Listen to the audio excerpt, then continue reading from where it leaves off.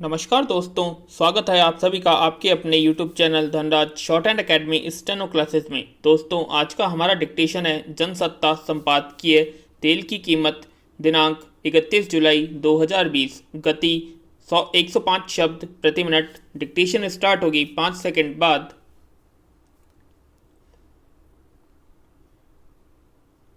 Start.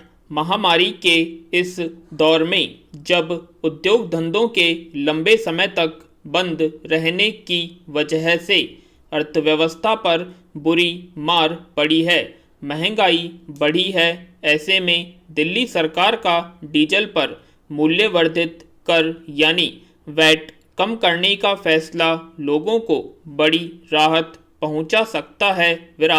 Kejriwal सरकार ने diesel पर वैट 30% से घटाकर 16.75% कर दिया है, जिसके चलते अब दिल्ली में डीजल की कीमत करीब 82 रुपये से घटकर 73 रुपये 64 पैसा हो गई है।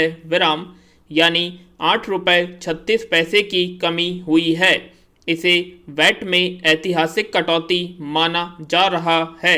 सरकारों को राजस्व का बड़ा हिस्सा तेल पर लगने वाले कर से आता है। जाहिर है दिल्ली सरकार को इस फैसले से भारी नुकसान उठाना पड़ेगा, मगर उसे विश्वास है कि इस बोझ को वह वहन कर लेगी और अर्थव्यवस्था को भी पटरी पर लाने में उसे कोई मुश्किल नहीं आएगी।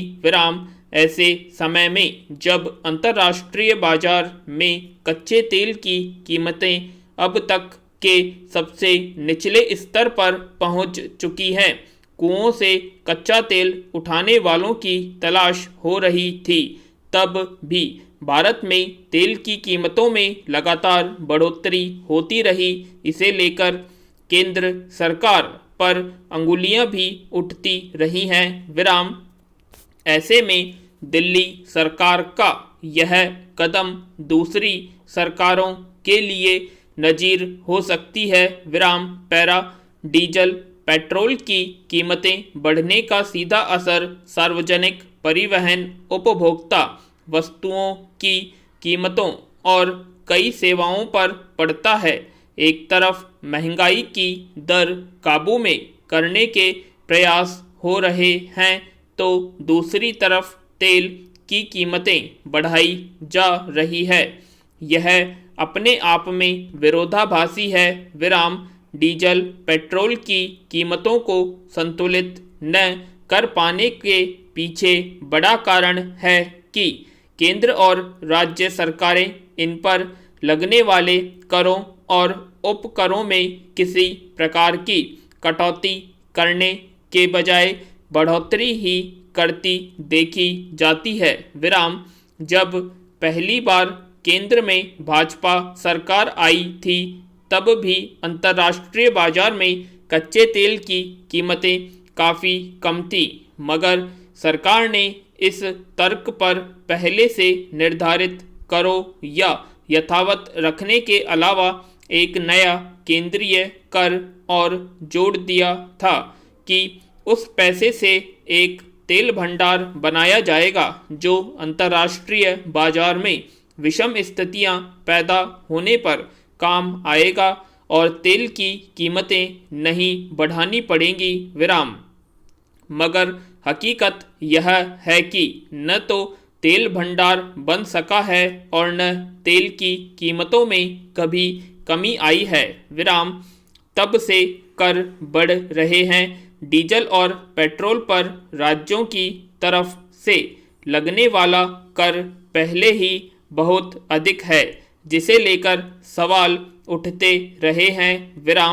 केजरीवाल सरकार के फैसले का असर उनके राजस्व की कमाई पर निसंदेह पड़ेगा, पर इससे सार्वजनिक परिवहन और माल ढुलाई आदि के खर्चों में जो कमी आएगी, उससे बाजार में स्वाभाविक रूप से गति लौटेगी। इस तरह तेल पर की गई कर की कटौती की भरपाई दूसरी कारोबारी गतिविधियों के बढ़ने से हो सकती है विराम। इसका सबसे बड़ा लाभ आम उपभोक्ता को होगा। अगर दूसरी राज्य सरकारें भी इस गणित को समझने का प्रयास करें तो बढ़ती महंगाई को कम करने में मदद मिल सकती है विराम। राजस्व जमा करने का अर्थ यह नहीं होता कि आम लोगों पर कर के ऊपर का लादते जाओ विराम। तमाम वस्तुओं पर जीएसटी लागू है, इसलिए राज्य सरकारें उन पर फैसला नहीं कर सकती, पर तेल पर लगने वाले मूल्य वर्धित कर में तो वे रियायत दे ही सकती है पूर्ण विराम। तो कैसी लगी आप सभी को डिक्टेशन कमेंट बॉक्स में कमेंट करें, और अगर अभी तक आपने हमारे चैनल को सब्सक्राइब नहीं किया है तो सब्सक्राइब कर लें और वीडियो को लाइक और शेयर करना ना भूलें। धन्यवाद।